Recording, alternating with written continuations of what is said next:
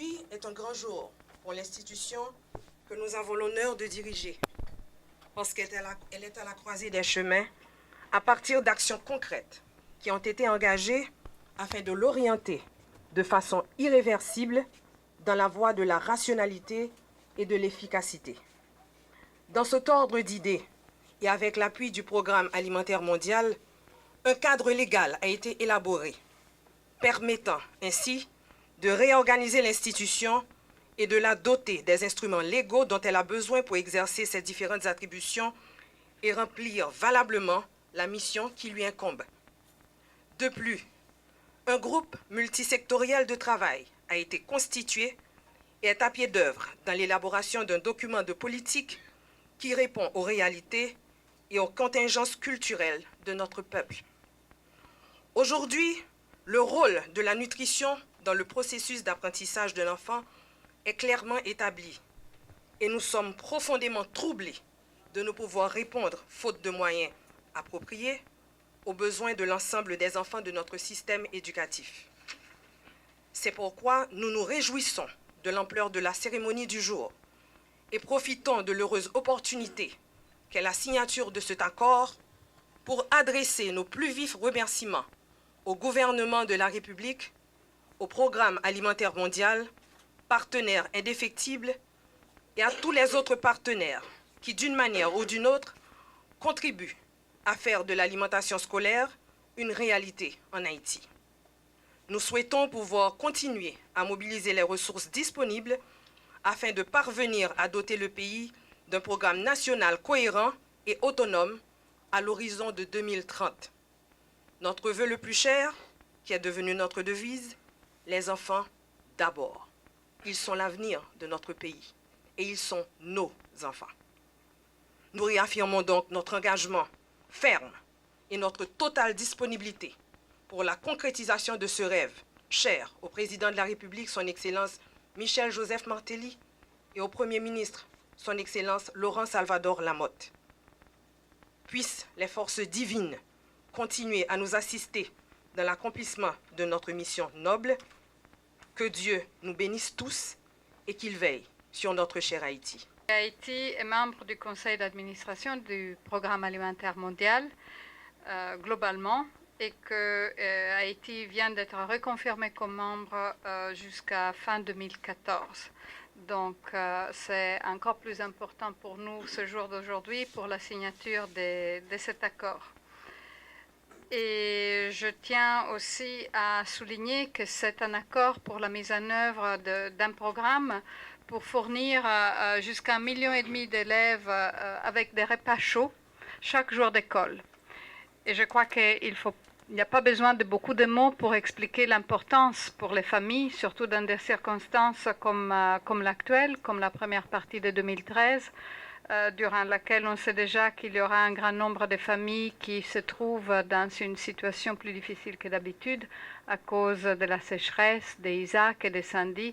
L'importance donc de savoir que leurs enfants auront un repas complet dans les écoles.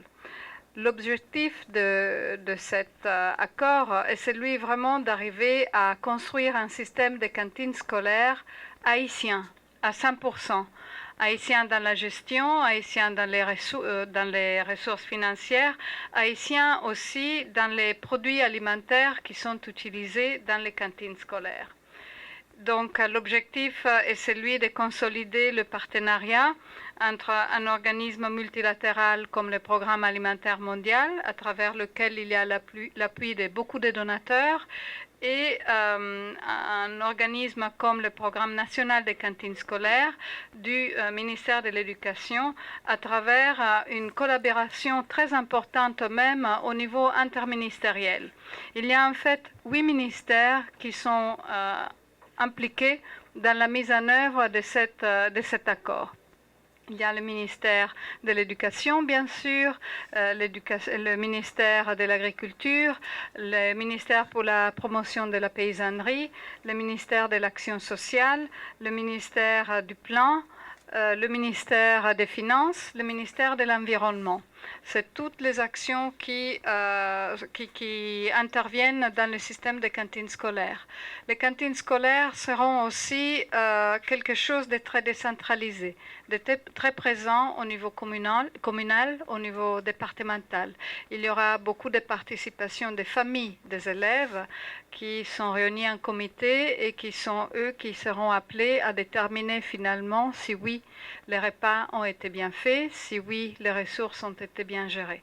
Donc pour nous aujourd'hui, c'est vraiment un jour très très important et on est très content et je souhaiterais dire vive les cantines scolaires, vive Haïti. Cette initiative vient renforcer les actions déjà engagées par le ministère pour la refondation du système éducatif haïtien qui passe notamment par l'extension des services de santé nutrition dans les écoles comme prévu dans le plan opérationnel du ministère qui devrait toucher dans les 2 premiers cycles du fondamental plus de 2 millions d'élèves dont la totalité préscolaire et plus de 80% au niveau du fondamental.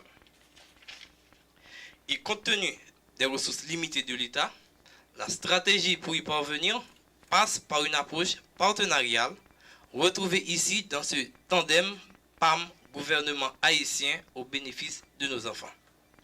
C'est l'occasion pour moi de saluer une fois de plus la détermination et l'engagement du président de la République et du Premier ministre à faire avancer la cause de l'éducation qui demeure une priorité, la priorité des priorités. Cet accord, vu les investissements prévus par l'État haïtien, illustre une nouvelle fois cette volonté manifeste de l'administration Martelly-Lamotte de réaliser une révolution dans le secteur de l'éducation. Envoyer tous les enfants à l'école, mais surtout travailler à l'amélioration constante de la qualité de l'éducation. Cet accord a un caractère novateur parce qu'il vise à moyen terme au développement progressif de la capacité nationale de prise en charge de l'alimentation scolaire par le PNCS, en appuyant les communautés, les producteurs locaux et en les impliquant dans tout le processus. Cet accord ouvre sans nul doute un nouveau chapitre porteur pour l'amélioration des services dans les cantines scolaires avec des effets multiplicateurs pour la production nationale. Au nom des enfants haïtiens, je veux remercier l'engagement du PAM dans ce combat de longue haleine. Que tous les partenaires et les Nations Unies en particulier qui contribuent à l'action du PAM en Haïti trouvent ici l'expression de notre gratitude. En terminant, j'invite d'autres partenaires à rejoindre cette chaîne de solidarité en vue de rendre effectif ce virage vers la qualité de l'éducation amorcé par le ministère cette année. On continue à mettre les mains et coller les épaules pour tout le monde qui a allé à l'école dans de bonnes conditions. Protocole d'accord ça que nous allons signer aujourd'hui, c'est expression, collaboration, qualité, relation qui gagne entre PAM et instance étatique. Collaboration axée autour d'interventions qui mènent en fonction de priorités gouvernement haïtien et pour intérêt nation. Même conseil d'administration PNCS là, il est important pour nous rappeler nous que le programme actuel d'activité du PAM en Haïti a été préparé par le gouvernement de conseil avec l'équipe dirigée par Madame Myrta. Madame la représentante, je voudrais vous exprimer la satisfaction du gouvernement haïtien par rapport au travail réalisé jusqu'ici. Nos priorités en termes d'assistance alimentaire sont claires. L'alimentation scolaire, 2, les achats locaux et 3, le renforcement institutionnel. L'accord qui est signé aujourd'hui vise essentiellement au renforcement du PNCS. Donc, pour mon la presse là, nous mettons à quoi ça, c'est principalement pour le renforcement institutionnel du PNCS. Parallèlement à cela, je salue collaboration efficace ministre Thomas a mené et l'autre partenaire du secteur pour appuyer relance secteur agriculture nationale là. On connaît que le ministre Thomas demain l'a voyager avec moi, il va dans le pays Vietnam, côté que nous pral goumer pour justement sécurité alimentaire. Donc nous pral goumer contre insécurité alimentaire. Faut nous construire silo, faut que nous investissions dans la production nous, faut investir dans l'achat locaux, faut investir dans la cantine scolaire. Donc, il y a un pile de travail qui vous faites et c'est comme ça que nous allons dans le pays Vietnam, qui est le premier exportateur du riz au monde. Et nous allons apprendre de eux, pas seulement pour nous traiter avec un accord de gouvernement à gouvernement, mais tout pour nous apprendre qui gens que vous produisez du riz la caillou et comment vous êtes capable de faire une assistance technique tout pour nous capable de bien produire du riz ici. Le ministre l'a dit que nous allons monter la production de 100 000 tonnes par an à 250 000 tonnes par an. Donc, pour mettre ses dettes.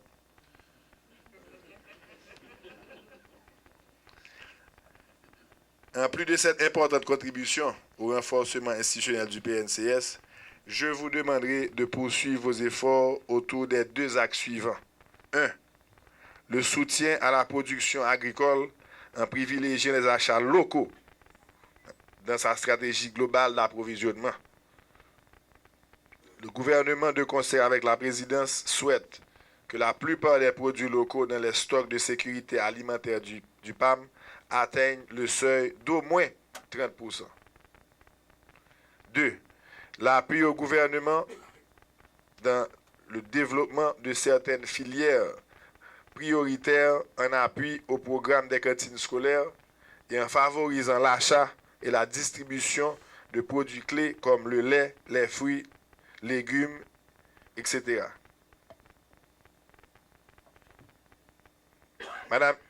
Mesdames et messieurs, de nombreux autres partenaires se sont unis sous le leadership du programme national de cantine scolaire.